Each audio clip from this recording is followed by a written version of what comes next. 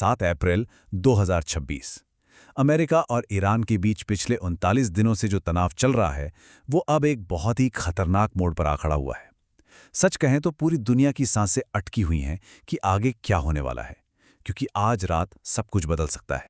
और इस बढ़ते तनाव की सबसे बड़ी वजह ये सीधी और कह सकते हैं चौंकाने वाली चेतावनी जो आज व्हाइट हाउस से आई है। सोचिए, कहा गया है कि अमेरिका सिर्फ एक रात में पूरे ईरान को तबाह कर सकता है। तो सवाल ये उठता है कि एक रात में तबाही, आखिर इतनी बड़ी धमकी क्यों दी गई? इसके पीछे देखिए दो बड़ी वजहें हैं। एक तो एक डेडलाइन है जो बस खत्म ही होने वाली है, और दूसरा एक बहुत ही इंपॉर्टेंट समुद्री रास्ता जिस पर लगता है कि अब दुनिया का भविष्य दांव पर लगा है। हाँ, तो ये है वो जगह जिसकी हम बात कर रहे थे, स्ट्रेट ऑफ हॉर्मुज। ये कोई मामूली रास्ता नहीं है। दुनिया का ज्यादातर तेल यहीं से होकर गुजरता है, और बस यहीं पर सारा मामला अटका हुआ है। राष्ट्रपति ट्रंप ने ईरान को इसे दोबारा खोलने के लिए जो डेडलाइन दी थी, वो आज रात खत्म हो जाएगी। और ये कोई खोखली धमकी नहीं है। ट्रंप की शर्तें एकदम साफ हैं, एकदम क्रिस्टल क्लियर। उन्होंने कहा है कि अगर ये स्ट्रेट नहीं खुला तो ईरान का एक एक पुल, एक एक पावर प्लांट सब तबाह कर दिया जाएगा। बात इतनी सीरियस है।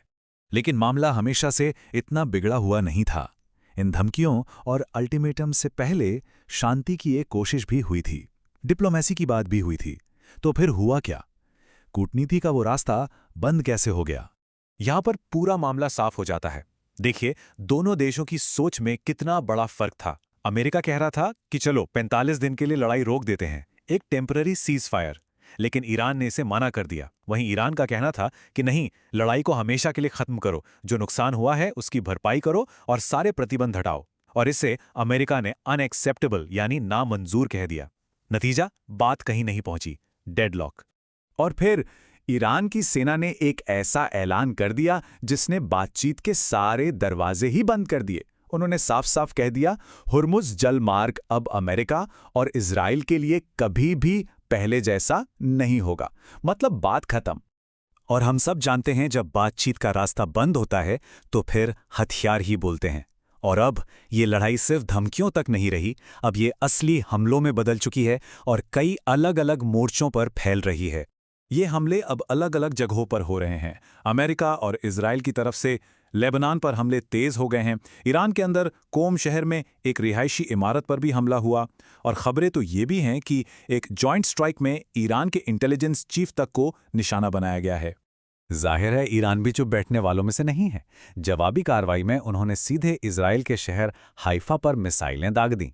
इससे एक बात तो बिल्कुल साफ हो गई है कि ये लड़ाई अब किसी भी हद तक जाने को तैयार है। अब आप सोचेंगे कि ये सब तो कहीं दूर हो रहा है, इससे हमें क्या? लेकिन ऐसा नहीं है। इस आग की गर्मी अब पूरी दुनिया महसूस कर रही है। इसके राजनीतिक और आर्थिक झटके हर जगह पहुंच रहे हैं। और सबसे पहला और सीधा असर वो हमारी जेब पर पड़ा है। जैसे ही स्ट्रेट ऑफ हॉर्मुज बंद हुआ, कच्चे तेल की कीमत आसमान छूने लगी, $110 प्रति बैरल के भी पार। और इसका मतलब सीधा सा है, दुनिया भर में महंगाई की एक नई लहर। अब दुनिया के दूसरे देश भी चुप नहीं हैं। वो अमेरिका की इन धमकियों के खिलाफ आवाज उठा रहे हैं। न्यूजीलैंड के प्रधानमंत्री ने तो साफ कहा है कि आम नागरिकों से जुड़ी चीजों जैसे कि पुल, बिजली घर, इनको निशाना बनाने की धमकी देना अनएक्सेप्टेबल है। मतलब ये किसी भी हाल में मंजूर नहीं किया जा सकता। यहां तक कि यूनाइटेड नेशंस में भी इस संकट को लेकर एक बेचैनी साफ देखी जा सकती है। आज यूएन सिक्योरिटी काउंसिल में एक वोटिंग होनी है। एक प्रस्ताव है कि स्ट्रेट से गुजरने वाले जहाज़ों को डिफेंसिव एस्कॉर्ट्स दिए जाएं, मतलब उनकी हिफाजत की जाए। लेकिन इसमें जो भाषा इस्तेमाल की गई है वो काफ़ी नर्म है, और ऐसा इसलिए किया गया है ताकि किसी तरह वीटो को टाला जा सके और एक और बड़ी जंग छिड़ने से दुनिया को बचाया जा सके। तो घूम फिर कर हम वापस वहीं आ गए हैं जहां से हमने ये सब समझना शुरू किया था। आज रात डेडलाइन खत्म हो रही है। बातचीत के सारे रास्ते बंद हो चुके हैं। लड़ाई असल में शुरू हो चुकी है। और अब एक ही सवाल बचा है, एक ऐसा सवाल जिसका जवाब शायद इस वक्त किसी के पास नहीं है। अब आगे क्या होगा?